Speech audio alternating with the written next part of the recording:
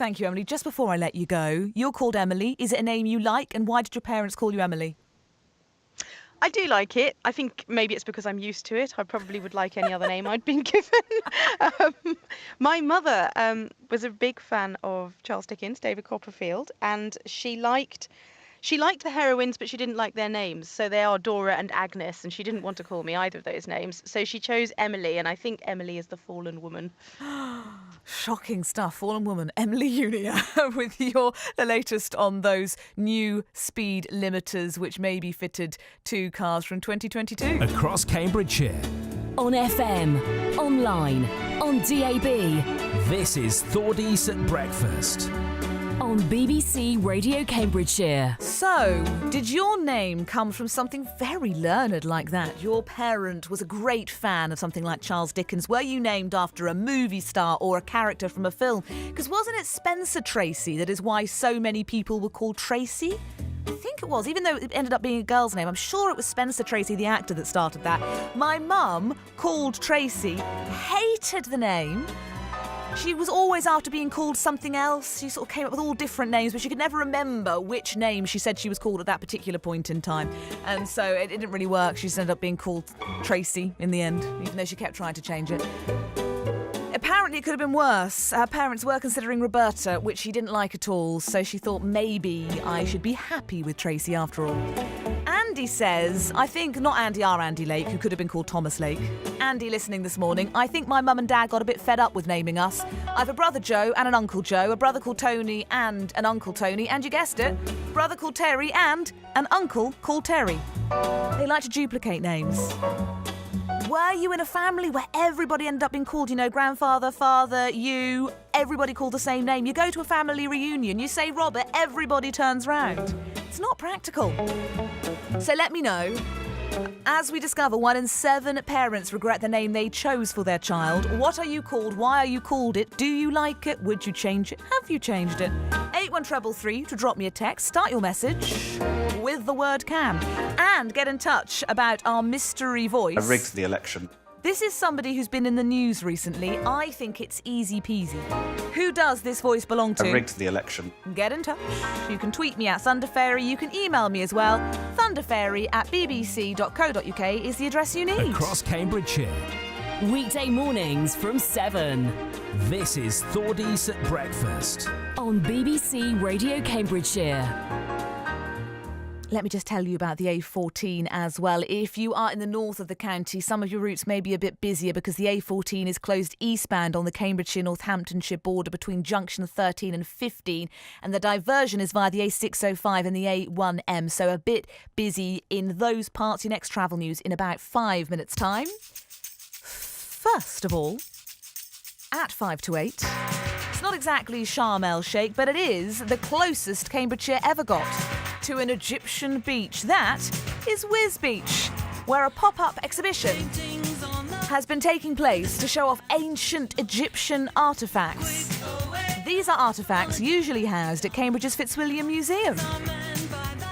Our reporter John Devine has been to find the Valley of the Kings among the flatlands of the Fens. All my years on BBC Radio Cambridgeshire, I'm about to experience something quite surreal, really. I'm on Church Terrace in the capital of the Fens. It's Whiz Beach, outside the Wheatsheaf pub.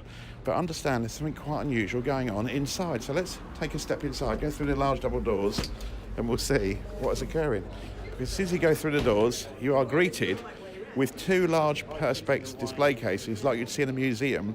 I can see one of them contains what looks like a sort of ceramic mask, a face of some sort of pharaoh, and a hand below that. And I've got with me...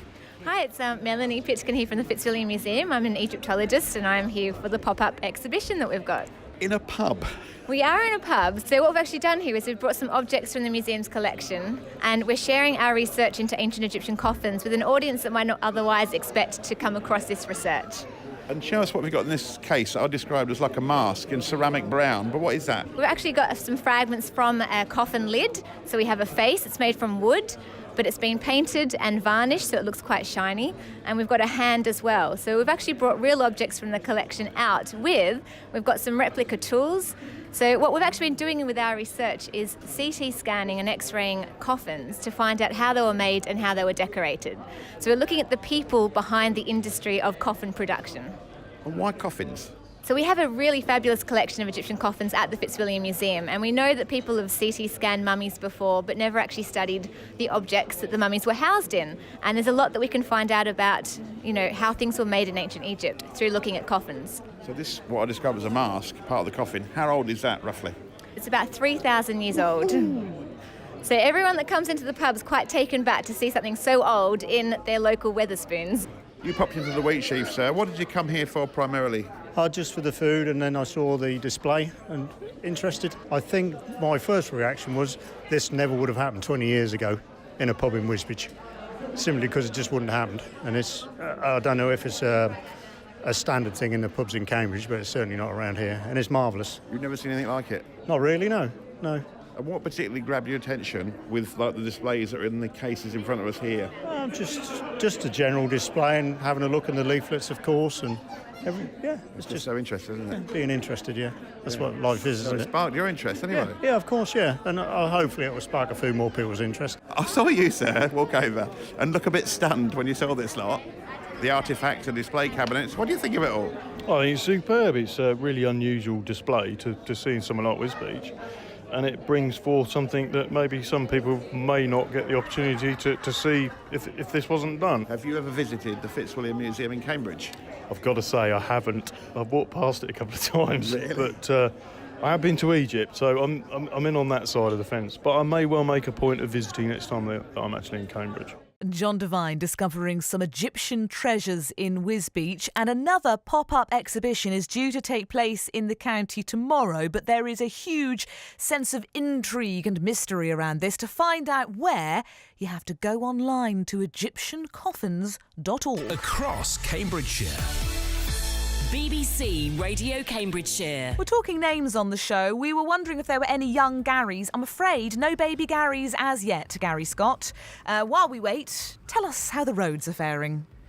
Well, it is queuing if you're travelling on the A14. So going towards Thrapston at junction 13, the eastbound side closed there all the way through to junction 15. Back of the queues around junction 11 at Findon.